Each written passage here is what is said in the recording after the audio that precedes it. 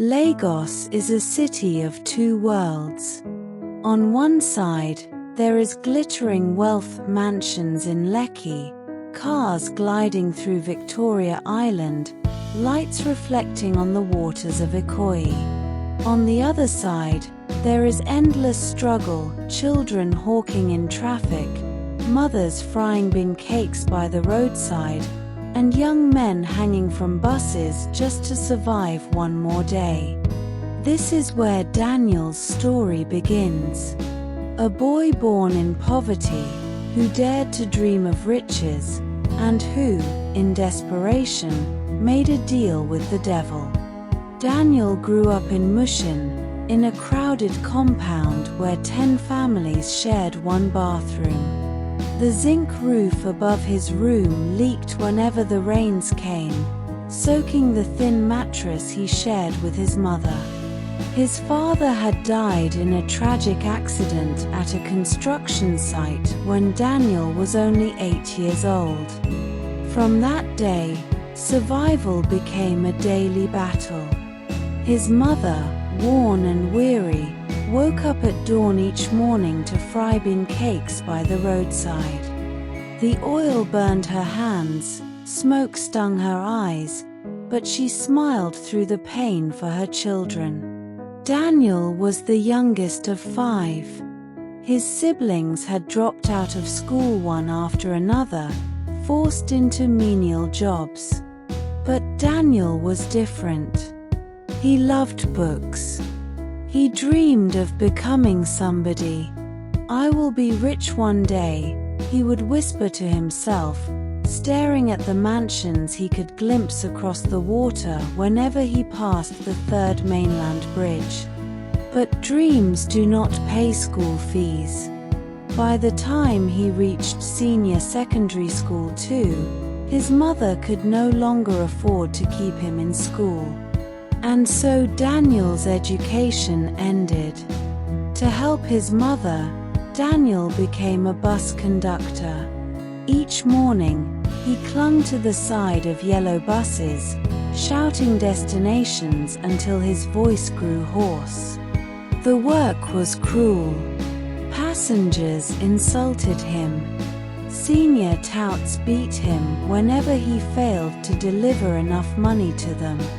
At the end of the day, Daniel often went home with just enough for food.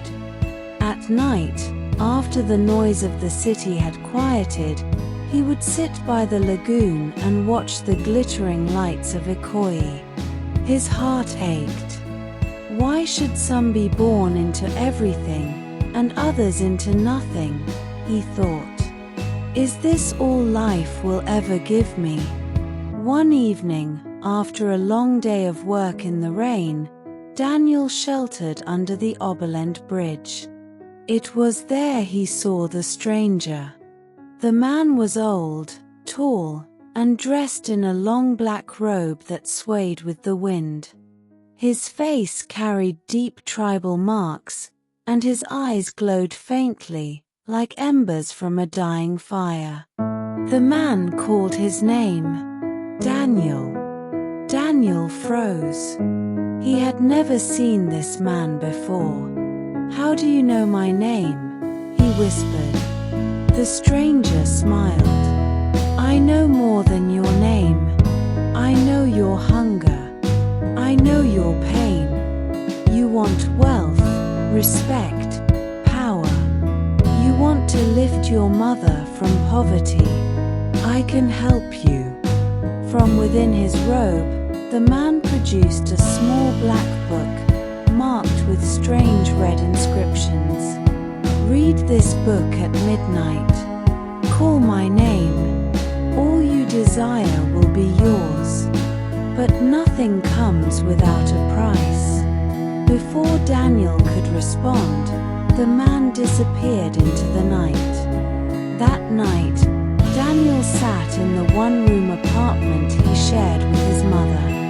She was asleep, exhausted from her day of work. He lit a candle and opened the book. The words were written in a language he had never seen before, yet somehow, when he spoke them, The candle flickered. The air grew cold. Shadows stretched unnaturally across the room. Then, a voice spoke. "Daniel, do you agree to give me your soul in exchange for wealth, women, and power?" Daniel's heart raced. He thought of his mother, of the shame of poverty, of the insults, of the nights of hunger. And then he thought of mansions, of cars, of being respected. "Yes," he whispered. The candle burst into a strange blue flame. A black bag appeared before him. Inside was money, crisp foreign notes, stacked neatly. Daniel fainted. By morning, the bag was still there. He exchanged the money secretly, and soon he had more than he had ever dreamed of. Within a month, Daniel had left the bus park behind. He rented a modern apartment, bought new clothes, and drove a shining car through the streets of Saoulier.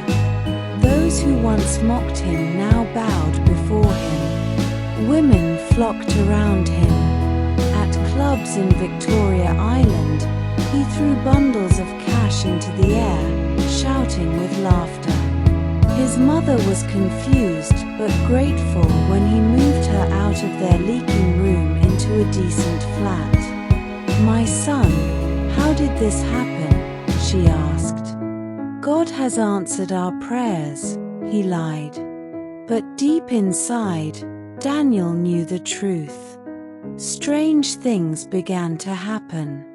At night, Daniel woke with blood on his hands, though he could not remember how it came there. When he looked in mirrors, sometimes the stranger's face stared back at him, smiling.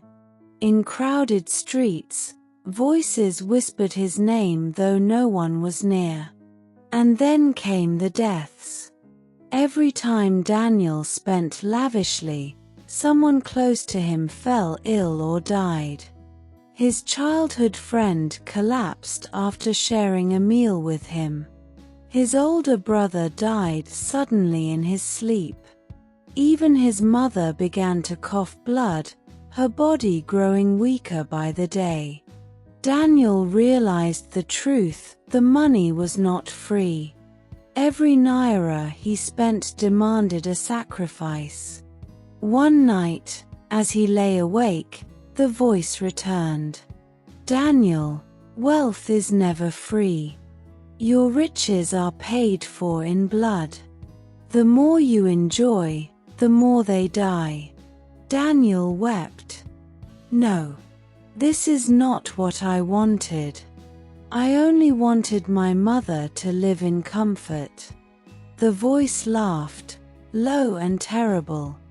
"You chose. You belong to me now." From that night on, Daniel knew no peace. Food tasted like ash in his mouth.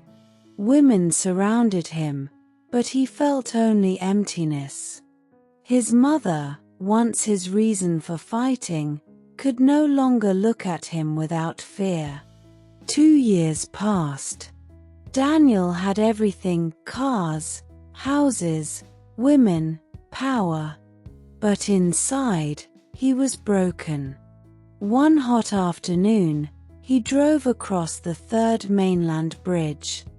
The water below sparkled in the sunlight, but his heart was heavy. Then the voice spoke again. "Daniel, your time is up." His hands trembled on the wheel. He tried to fight it, but an unseen force pulled him. Witnesses later said they saw him screaming words no human tongue could pronounce. His car swerved, broke through the railing, and plunged into the lagoon. Divers searched, but his body was never recovered. Some say the devil came personally to claim him. Others say Daniel's spirit still wanders the waters, crying in the night. Today in Lagos, when a young man suddenly rises from nothing to everything, driving luxury cars, wearing expensive clothes, and throwing money at parties, people whisper, "Is it business? Is it fraud? Or is it a deal like Daniel's?" Daniel's story is a warning. Poverty is painful, yes.